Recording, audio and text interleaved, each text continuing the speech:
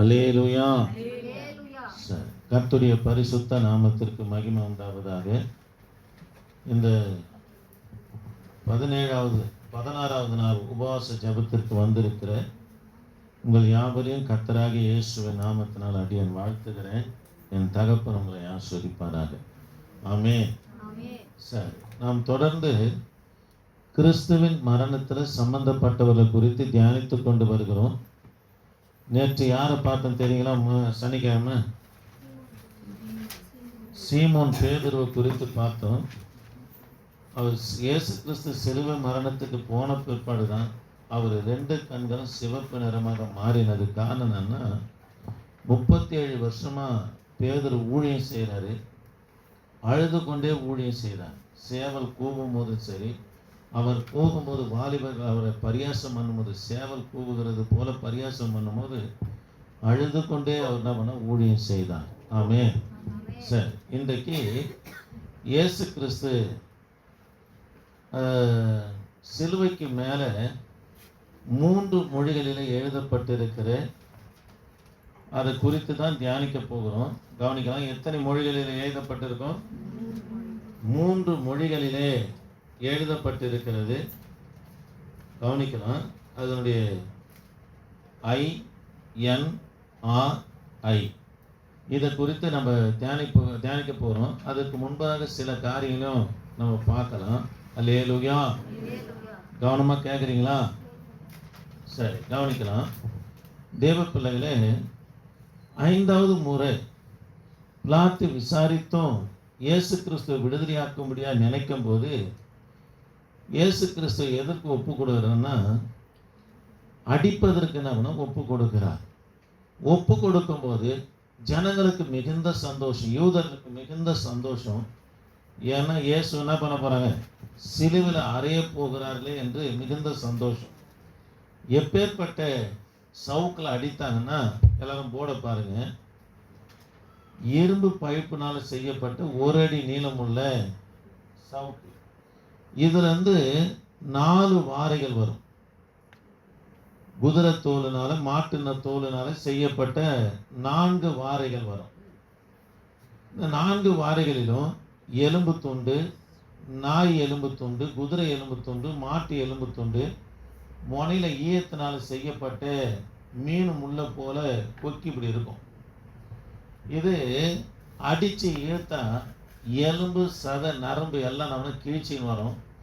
அந்த அளவுக்கு வலிமையானது எதுன்னா இந்த சவுக்கடி. கவனிக்கலாம், சாட்டை அடி.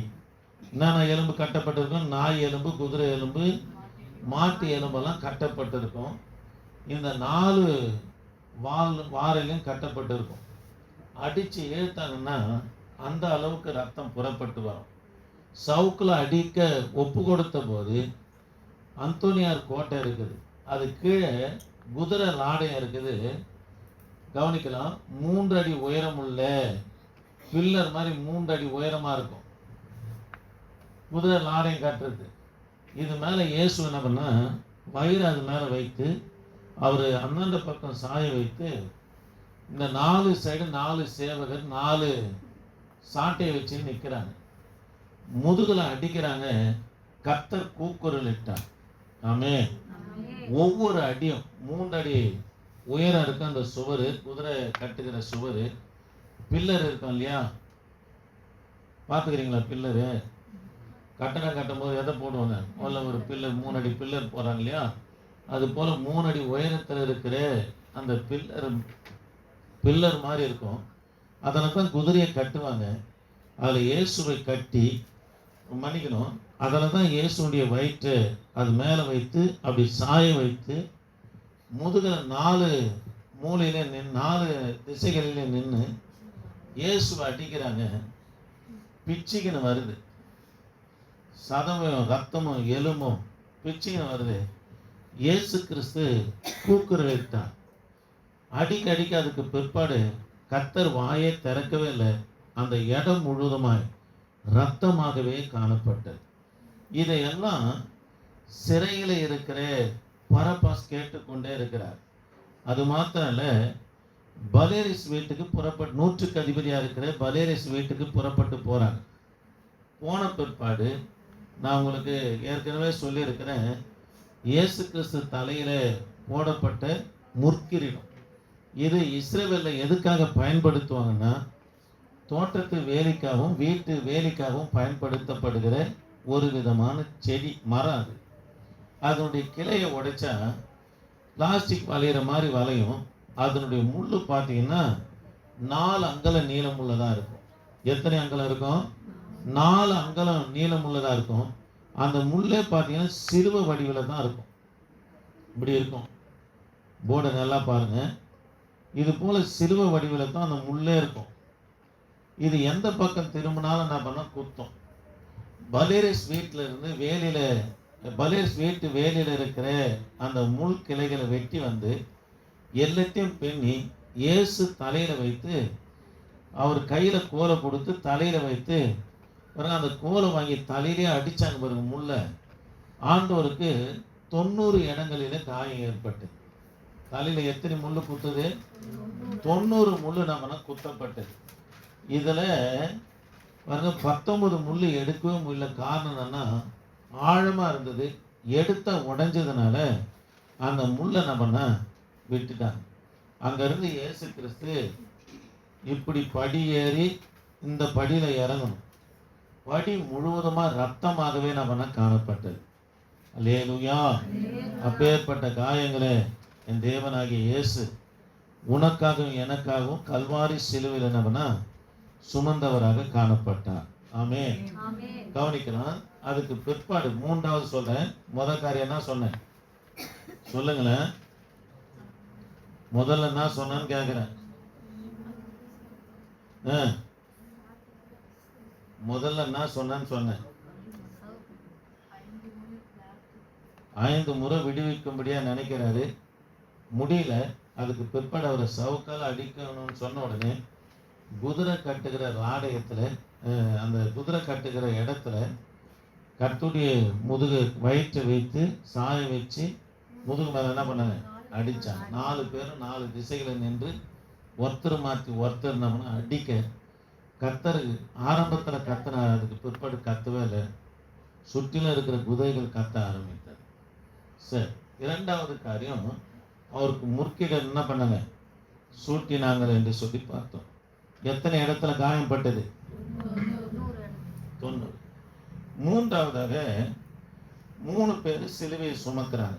இதில் கர்த்தர் மட்டும்தான் சிலுவையை சுமந்து கொண்டு போறாரு.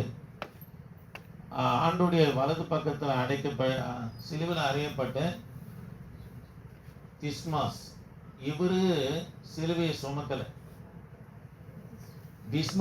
மிக்காவேல் இடது பக்கத்தில் அறையப்பட்ட கல்ல, அவரும் சிலுவையை சுமக்கலை. ஆனால் இயேசு மாத்திரம்தான் சிலுவையை சுமந்து கொண்டு போறார். அவர் மற்றவங்க சிலுவையை சுமந்தாங்க கொஞ்சம் தூரம் தான்.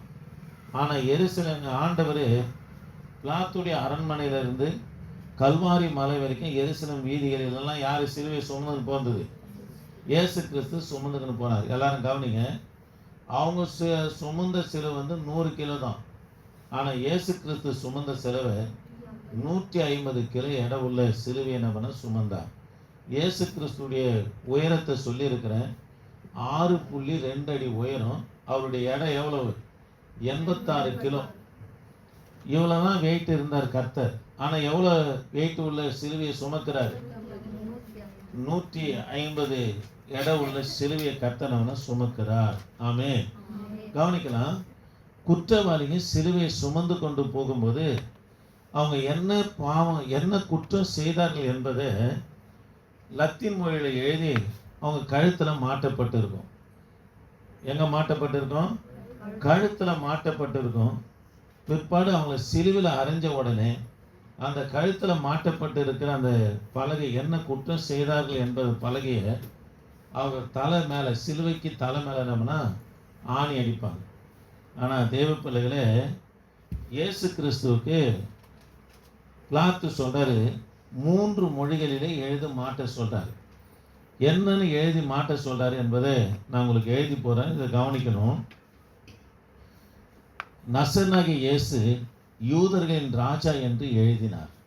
இதை முதல்ல எழுதுனது யாருன்னா, சிலுவைக்கு போகிறதுக்கு முன்பாக அந்த பலகை எழுதுனது யாருன்னா யூதாஸ் காரியத்தை தான் எழுதுறார். எல்லாரும் கவனிங்க. இதை யூதங்க அதை ஒத்துக்கவே இல்லை.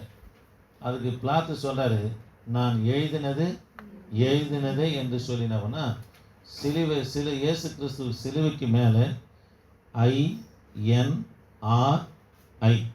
இது குறித்து உங்களுக்கு எழுதி போகிறேன், கவனிக்கலாம். திரும்பவும் சொல்கிறேன் தேவ பிள்ளைகளே, கவனிக்கலாம்.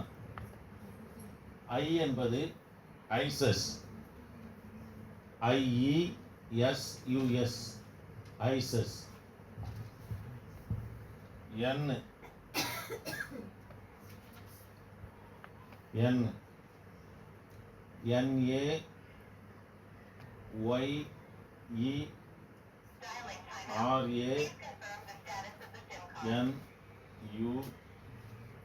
NAYERANUS. படிங்க. நசரஸ். என்ன பேரு? நசரஸ். அடுத்தது ஆறுன்னு சொன்னா ரெக்ஸ்,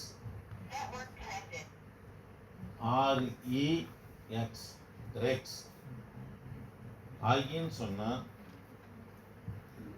ஐ என்பது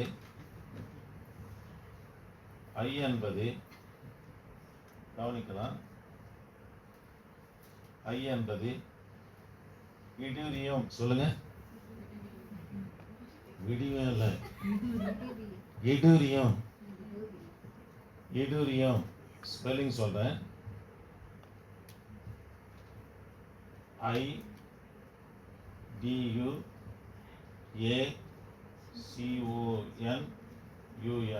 இடுரியம். கவனிக்கலாம். எல்லாரும் கவனிக்கிறீங்களா கர்த்தருடைய வார்த்தையை? அல்லேலூயா. ஒரு குற்றவாளி சிலுவையில் அறைவதற்கு முன்பதாக அவனுடைய கழுத்தில் என்ன பண்ணுவாங்கன்னா, அவன் என்ன குற்றம் செய்தான் என்பதை ஒரு பலகை எழுதி அவன் கொஞ்சம் தூரம் சுமந்துக்கிட்டு போனவனே அவனை சிலுவையில் அரைஞ்சி அந்த கழுத்தில் மாட்டப்பட்ட அந்த போர்டை எடுத்து எங்கே அடிப்பாங்க? சிலுவைக்கு மேலே, அவன் தலைக்கு மேலே என்ன பண்ண அடிப்பாங்க. ஆனால் இயேசு கிறிஸ்துக்கு கவனிக்கலாம் தேவ பிள்ளைகளே, 3 மொழிகளிலே எழுதப்பட்டது. அந்த 3 மொழிகை தான் பாருங்க, NIERI. வாசிங்க. ஐசஸ், ஜீசஸ் இல்லை, ஈசஸ், நசரியஸ், ரெக்ஸ், அப்புறம் இடுரியம் என்று சொல்லி இருக்குது. இது 3 மொழிகளில் என்ன பண்ண எழுதப்பட்டது. முதல் மொழி என்னன்னா லத்தீன், 2வது மொழி கிரேக்கம், 3வது மொழி எபிரேயம். கவனிக்கலாம். லத்தீன், கிரேக்கம், எபிரேயம். எதற்காக இந்த 3 மொழிகளிலே எழுதி பிலாத்து மாட்ட சொல்றாருன்னா, எல்லாத்துக்கும் அர்த்தம் இருக்குது. கவனிங்க. லத்தீன் ரோமாபுரி, இராணுவ மையம். இராணுவத்துக்கு தலைவர் யார் என்று சொல்றாருன்னா இயேசுவை சொல்றார். யாரு? பிலாத்து சொல்றார். திரும்ப சொல்றேன், ரோமானியர்கள் பேசின மொழி வந்து லத்தீன் மொழி. ஆகவே அந்த லத்தீன் ரோமானியர்கள் வந்து இராணுவ பலம் உள்ளவங்க. கிரேக்கம் வந்து ஏதோமியர், ஞானிகள். அவங்கள குறித்து உபதியா சொல்லுவார், அவங்க ஞானம் உள்ளவங்கன்னு சொல்லுவார். ஏசாவுடைய சந்ததி ஏதோனியர். அப்போ ஞானிகளின் மையம். ஏதோம் சின்னது ஞானிகளின் மையம். எங்கே இராணுவ மையம் இருக்குது? ரோமாபுரியில். ஏதோம்ஸில் வந்து ஞானிகள் மையம் இருக்குது. எபிரேயத்தில் வந்து எருசலேமில் என்ன இருக்குது?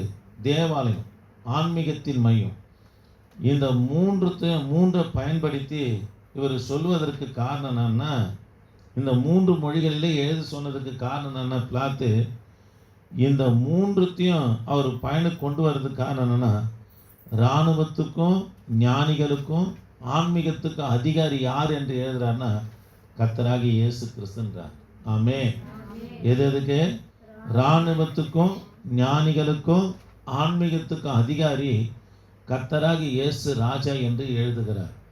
இதை யூதர்கள் ஒத்துக்கொள்ளவே இல்லை. ஆனால் ஆண்டவர் சொல்கிறாரு, பிலாத்து சொல்கிறாரு, நான் சொல்கிறதை எழுது, நான் எழுதினதே என்று நவனா எழுதினார். ஆமென். அல்லேலூயா. சரி, கவனிக்கலாம். பிற்பாடு இயேசு கிறிஸ்துடைய சிலுவில் அறையப்பட்ட ஆணினுடைய அளவு. இப்போ 5வது காரியமா, இயேசு சிலுவில் அறையப்பட்ட ஆணினுடைய அளவு 18 இன்ச்சு அளவுள்ள நீளமுள்ள ஆணி, 3/4 இன்ச்சு பரமனுள்ள ஆணியை உள்ளங்கையில் அடிக்கலை. நீங்கள் படத்தில் பார்க்குற மாதிரி உள்ளங்கையில் அடிக்கலை. உள்ளங்கையில் அடிச்சிருந்தா அவருக்கு எலும்பு முறிவு ஏற்பட்டிருக்கும். சங்கீதத்தில் நீதிமானுடைய எலும்பு முறிக்கப்படுவதில்லை என்று இது யாருக்கு சொல்லப்பட்ட தீர்க்க தரிசனம்? கர்த்தராகிய இயேசு கிறிஸ்துவுக்கு சொல்லப்பட்ட தீர்க்க தரிசனம். அதனால் இயேசுவுக்கு இந்த மணிக்கட்டு இருக்குது இல்லையா, இந்த மணிக்கட்டு கீழே மணிக்கட்டுலேருந்து இந்த இந்த இடத்துல பார்த்தீங்கன்னா 2 போன் வரும், 2 எலும்பு வரும். இதுக்கு நடுவில் தான் அடித்தாங்க. கவனிக்கலாம். இயேசு கிறிஸ்துடைய உடம்புல இருந்த தழும்புகள் 5480 தழும்புகள் இயேசப்பா உடம்புல இருந்தது. 150 ஆழமான தழும்புகள், காயங்கள் இருந்தது. தலையில் மாத்திரம் எத்தனை? 90 இடங்களில் முள் பதிக்கப்பட்டு இருந்தது. 19 இடத்துல இருந்து முள் ரொம்ப ஆழமாக இருந்ததுனால எடுக்க முடியல, எடுத்தால் உடையுதுன்னு சொல்லி அந்த 19 முள் அப்படியே தலையிலே விட்டுட்டாங்க. அதோடு வச்சு தான் இயேசுவை நம்ம அடக்கம் செய்தாங்க. தேவ பிள்ளைகளை, இந்த காயங்களை 33 வகையாக நம்ம பிரிக்கிறாங்க. ஆழமான காயம், நரம்புல பட்ட காயம், எலும்புல பட்ட காயம், தோலில் பட்ட காயம், இப்படின்னு சொல்லி 33 வகையாக பிரிக்கிறாங்க. மனுஷுடைய சரீரத்திலையும் பல வியாதிகள் இருந்தாலும் அந்த வியாதிகளும் 33ஆக பிரிக்கப்பட்டிருக்கிறது. தேவ பிள்ளைகளே, 1987 இதை குறித்து ஆராய்ச்சி நடத்தும் போது 33ஆக பிரிக்கப்படும் போது ஒரு டாக்டர் எழுந்து சொல்கிறாரு, இயேசுவின் தழும்புகளா நான் குணமானேன் என்று சொல்கிறார். அதனால் நம்ம சரீரத்தில் இருக்கிற எல்லா வியாதிக்கு உண்டான காயத்தை 2000 ஆண்டுகளுக்கு முன்பதாக கர்த்தர் எங்கே சுமந்துட்டாரு? கல்வாரி சிலுவையில் சுமந்து தீர்த்துட்டாரு. நம்ம சுமக்க தேவையில்லை. அல்லேலூயா. ஒரு சிலர் சொல்லுவாங்க, எனக்கு வந்த வியாதி உனக்கு வந்ததுன்னு நான் எப்படி இருப்பேன் தெரியுமான்னு. கவனிக்கலாம். இதெல்லாம் கர்த்தர் ஏற்கனவே என்ன பண்ணார்? சுமந்து தீர்த்தவராக காணப்பட்டார். ஆமென். அல்லேலூயா. தேவ பிள்ளைகளே, இது முக்கியமான குறிப்பு. இதை எழுதி வச்சு உங்களை கர்த்தருடைய சிலுவை பாடுகளுக்கு நேராக போங்க. அவர் இப்படியெல்லாம் காயப்பட்டாரா? அவர் அடித்தார், அடி வாங்கிக்கினே இருக்கிறாரு, சத்தத்தை அடக்கி கொண்டார். அவருக்கு பதிலாக எது கத்துது? குதிரைகள் சத்தம் போட்டது. அந்த இடமே கூக்குரலிட்டது குதிரைகள். அந்த அளவுக்கு நமக்காக கர்த்தர் கல்வாரி சிலுவையில் பாடுகளை நம்ம அனுபவித்த தேவனாக இருக்கிறார். ஆமென். சரி, ஆண்டவர் 3 அலுவலில் காணப்பட்டார். கொஞ்சம் சீக்கிரம் எழுதுங்க. ஆண்டவருக்கு 3 அலுவலில் காணப்பட்டார். முதலாவது அலுவல், மக்களை நடத்த நியாயாதிபதியாக இருந்தார். நியாயாதிபதி என்ன பண்ணனா, வழக்கு விசாரிக்க வேண்டும், யுத்தம் செய்து மக்களை நம்ம காக்க வேண்டும். சமூக நல காவலன் எழுதிங்க. பிராக்கெட்டில் சமூக நல காவலன் எழுதிங்க. ஆண்டவர் 3 அலுவலில் காணப்பட்டார். ஒன்றுனது நியாயாதிபதி, தமது மக்களை நடத்த, வழக்கு விசாரிக்க.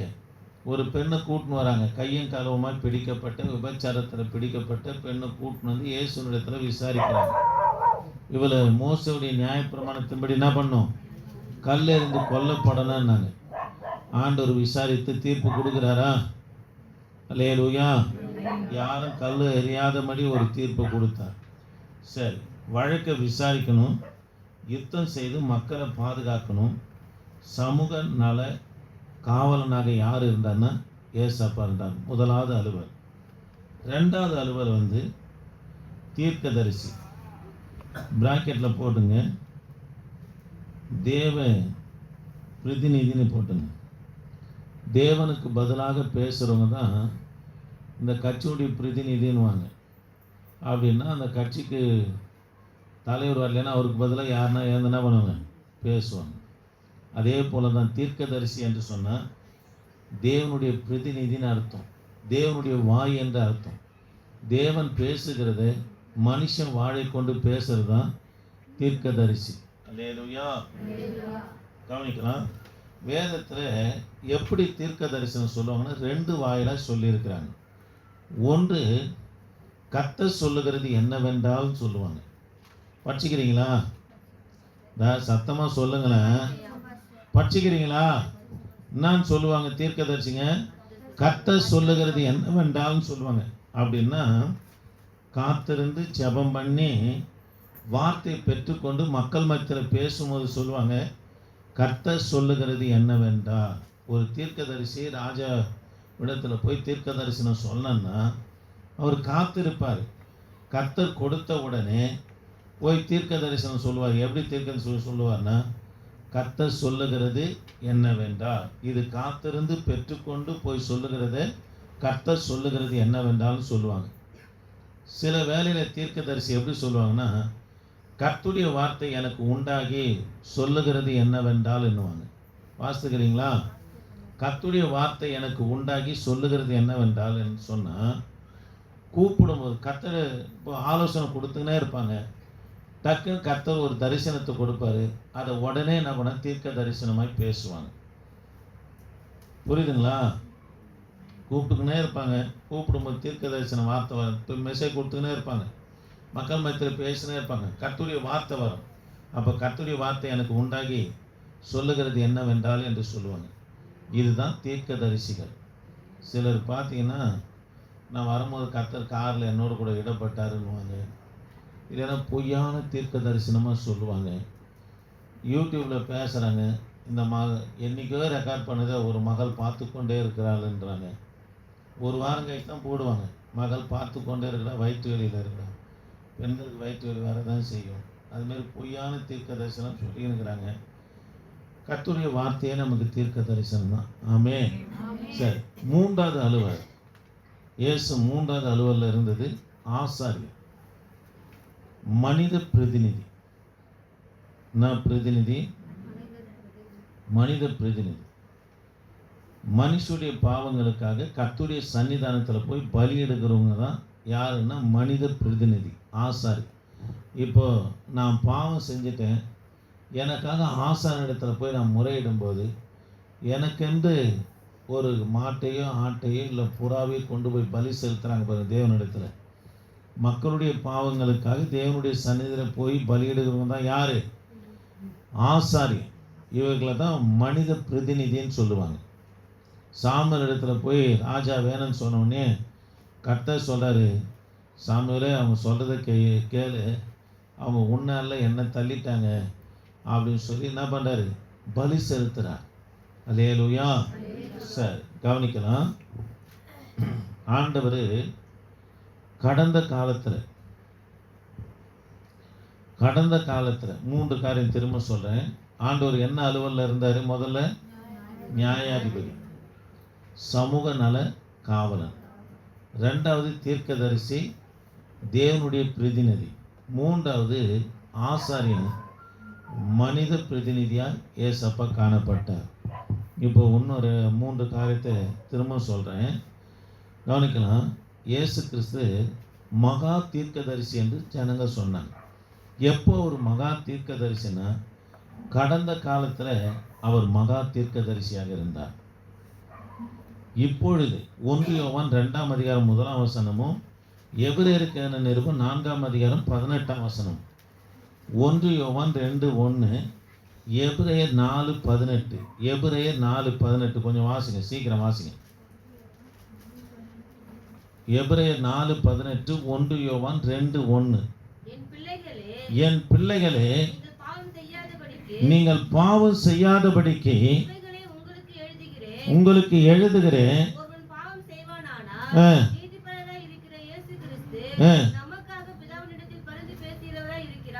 நமக்காக பிதாவினிடத்தில் என்ன பண்றாராம்? பரிந்து பேசுகிறவராக இருக்கிறார் என்று யோவான் குறிப்பிடுகிறார். இங்க எபிரேய ஆக்கியோன் என்னன்னு குறிப்பிடுறார் பாருங்க. 4:18 கொஞ்சம் பக்கத்துல இருக்கும், வாசிங்க. சரி கவனிக்கலாம். தேவ பிள்ளைகளை, முதலாவது காரியம், கடந்த காலத்தில் அவர் என்ன தீர்க்கதரிசி? மகா தீர்க்கதரிசியாக செயல்பட்டார் ஏசப்பா. இப்போ நிகழ்காலத்தில் ஏசப்பா என்னவா இருக்கிறார்னா, நிகழ்காலம் நடந்து கொண்டு இருக்கிற நிகழ்காலத்தில் பரலோகத்தில் பிரதான ஆசனாக இருக்கிறார். 14 கொஞ்சம் வாசிக்குமா? வானங்களின் வழியா பாருங்க, வானங்களின் வழியாய். நமக்கு என்ன ஒரு வானம் தெரியும், சூரியன் சந்திரன் இருக்கிற வானம் தெரியும். இந்த வானம் தான் மூன்றாவது வானம். ரெண்டாவது வானத்தில் தூதர்கள் இருக்கிறாங்க. மூன்றாவது வானத்தில் தான் முதல் வானம் வந்து மன்னிக்கணும், சூரியன் சந்திரன் இருக்குது. ரெண்டாவது வானத்தில் தூதருங்க இருக்கிறாங்க. மூன்றாவது வானத்தில் தான் பரலோகம். பரலோகத்தில் தான் யார் இருக்கிறார்? சிங்காசனத்தில் தேவன் இருக்கிறார். கவனிங்க, இப்போ கர்த்தர் உயிர் தேர்ந்த பிற்பாடு பரமேறி போனாரு. வானங்கள் வழியாய் முதல் வானம், ரெண்டாம் வானம், மூன்றாம் வானத்தில் போயிட்டு பிதாவின் வலது பக்கத்தில் நம்ம உட்காருகிறார். வானங்களின் வழியாய் பரலோகத்துக்கு போன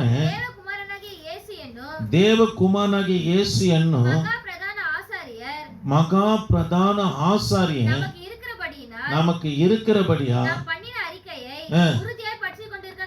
அல்லேலூயா.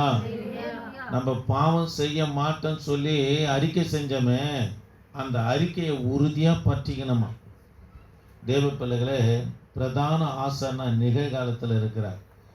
ஆண்டவர் பேசுவார் பிதாவினிடத்துல, பிதாவே என் பிள்ளை இந்த தவறை செஞ்சிச்சுன்னு முறையிடுதுப்பா, இந்த பிள்ளைக்காக நான் ரத்தம் செஞ்சிருக்கிறேன், இவனை மன்னிங்க ஆண்டவரே, இந்த மகளை மன்னிங்க, இவங்களை மன்னிங்க அப்படின்னு சொன்னோடனே பிதா மன்னிக்கிறார். இப்போ அதே தொடர்ந்து செய்யக்கூடாதுன்னு சொல்லி சொல்கிறார். ஏன்னா நீங்கள் பண்ணின அறிக்கையில் என்ன பண்ணுங்க, உறுதியாக இருங்கன்றார். அல்லேலூயா. சிலர் பார்த்தீங்கன்னா எந்த பாவத்திலேருந்து வந்தாங்களோ அந்த பாவத்தில் கடைசி வரைக்கும் இருப்பாங்க. இவங்களுக்கெல்லாம் கிறிஸ்து பரிந்து பேச மாட்டார். எல்லாரையும் பார்த்து பள்ளி இருச்சுன்னு வயசு வரம்பு இதெல்லாம் தெரியாமல் பாவத்தில் ஈடுபடுறது, இதுக்கெல்லாம் கர்த்தர் பரிந்து பேசின்னு இருக்க மாட்டார். இதெல்லாம் வந்து பிசாசினால் ஆயத்தப்படுத்தப்பட்டு இருக்கிற, பிசாசுக்கும் அவன் தூதனுக்கு ஆயத்தப்படுத்தப்பட்டு இருக்கிற நரகத்துக்கு இது புக் ஆயிடுச்சு. இதுக்கெல்லாம் கர்த்தர் பரிந்து பேசிக்கினே இருக்க மாட்டார். நினச்சிங்க, எல்லாருடைய பாவத்தையும் கர்த்தர் மன்னிச்சிருவாரா? பைபிளை கையில் வச்சுன்னு சொல்கிறேன், எல்லாருடைய பாவத்தையும் கர்த்தர் மன்னிக்கவே மாட்டார். சத்தியத்தை அறிந்து பரிசுத்தாவின் அபிஷேகத்தை பெற்று கர்த்தர் யார் என்று தெரிஞ்சிட்ட பிற்பாடு நீங்கள் பாவம் செஞ்சீங்கன்னா அதை கர்த்தர் வந்து பிதாவினிடத்துல பரிந்து பேசின்னு இருக்க மாட்டார். இந்த வேலையை ஆண்டவர் செய்யலை. ஒரு சின்ன பிழைகளை இருக்கும்போது, ஆண்டவரே என் புள்ளப்பா ரத்தம் செஞ்சிருக்கிறேன், நம்ம பண்ண அறிக்கையில் உறுதியாக இருக்கும். அல்லேலூயா. சிலர் பாருங்க, வயசு வித்தியாசம் இல்லாமல் போத்திபாருடைய மனைவி போல செயல்பட்டு இருப்பாங்க. பார்வோன் தேசத்தில் அப்பேற்பட்ட பாவங்கள் இருந்தது. தேவ பிள்ளைகளை, அதெல்லாம் கர்த்தருடைய பிள்ளைகளுக்கு இருக்கக்கூடாது. அது துணிகரம், அது வந்து இருமாப்பு, அது வந்து நரகத்துக்கு பாத்திரமானது. அப்பேற்பட்ட பாவங்கள் கர்த்தருடைய பிள்ளைகளுக்குள்ள என்ன பண்ணக்கூடாது, வரவே கூடாது. ஆமென். அல்லேலூயா. சரி, எதிர்காலத்தில் கர்த்தர் நாவா இருக்க போறேன்னா ராஜாவாக வரப்போகிறார். என்ன ராஜா? ராஜாதி ராஜாவாக கர்த்தர் வரப்போகிறார். அல்லேலூயா. சரி, 3 அலுவலை பார்த்தோம், 3 காரியத்தை பார்த்தோம். ஒன்று, அவர் கடந்த காலத்தில் மகா தீர்க்கதரிசி, நிகழ்காலத்தில் பிரதான ஆசாரியன், எதிர்காலத்தில் அவர் நாம வரப்போறாரு ராஜாதி ராஜாவாகவும் கர்த்தாதி கர்த்தராகவும் அவனா வரப்போகிறார். ஆமென்.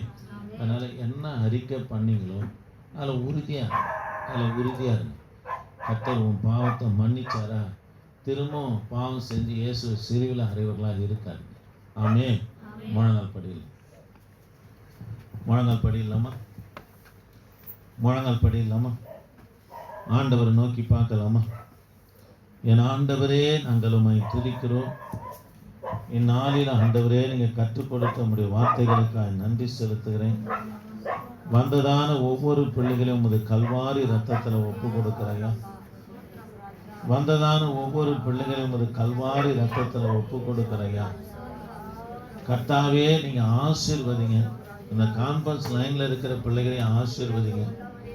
தொடர்ந்து உம்முடைய தயவு, உம்முடைய இரக்கம், உம்முடைய அன்பு இருக்க உதவி செய்யுங்க ஐயா.